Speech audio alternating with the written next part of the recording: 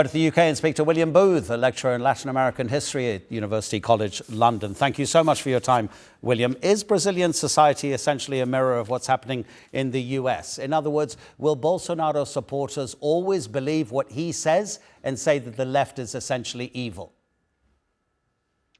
That's true to an extent of a large number of them. I don't think it's quite as solid as the situation you get with Trump supporters. And interestingly, in the last week, we started to see a little bit of a crack in the Bolsonaro coalition, say. So one of the most prominent other leaders in that, Tarcísio de Freitas, has not joined in with this outright condemnation of what's going on in the legal case, and has said that they need to stay silent and professional.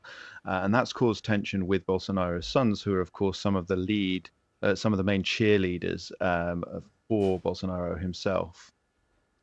Given Brazil and generally Latin America's history of coup d'etat and dictatorship, are you surprised that more people didn't voice their opposition and continue to do so against the charges that Bolsonaro is facing?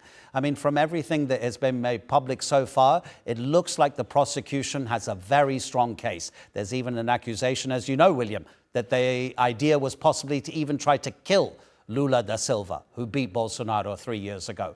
I mean, just in terms of the feeling in Brazil, are you surprised that people are still siding with a man who was, charged with plotting a coup?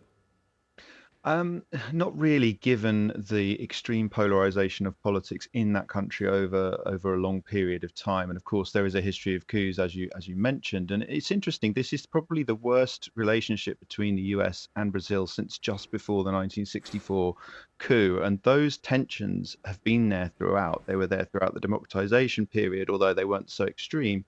But certainly since Lula came into power in the 2000s, and then Dilma Rousseff was overthrown in a kind of constitutional coup, those Cold War tensions are still very much in play, and the US is actively stoking them. It's very clearly intervening in the legal process, which, as you point out, there's a lot of evidence that Bolsonaro was plotting something. Now, whether he was plotting the murder or not, that we don't know how that will play out in court. But he's admitted using extra constitutional means to try and prevent Lula becoming president. And the number of Brazilians who really support those illegal activities is not as high as the number who voted for Bolsonaro, which was over 50%. There's probably around 35% of Brazilians who are more in that extreme supporter camp.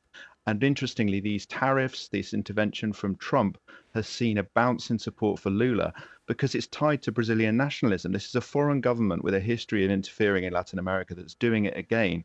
And Lula has been quite effectively able to say, hands off Brazil, this is a Brazilian process. Do you think the US has the economic might with the threats that Donald Trump is issuing to Brazil with the 50% tariffs, far higher than almost any other country in the world? Do you think the US economy may be able to affect the politics in Brazil, as it seems Trump is trying to do?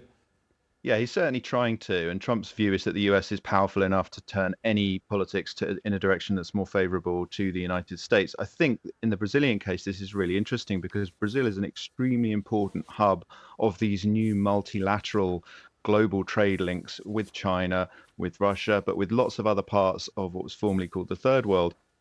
Brazil's been trying for a long time to come up with an international trading currency so that the rest of the world isn't so dependent on the dollar. That's going to annoy the United States, of course it is. But Brazil is very well regarded throughout the rest of the world. And I think its existing contacts through BRICS, through other arrangements, may mean that it can ride out quite high tariffs for quite a long time, longer than Trump will imagine, I'm sure. William Booth, thank you as always. Really appreciate it. Thank you.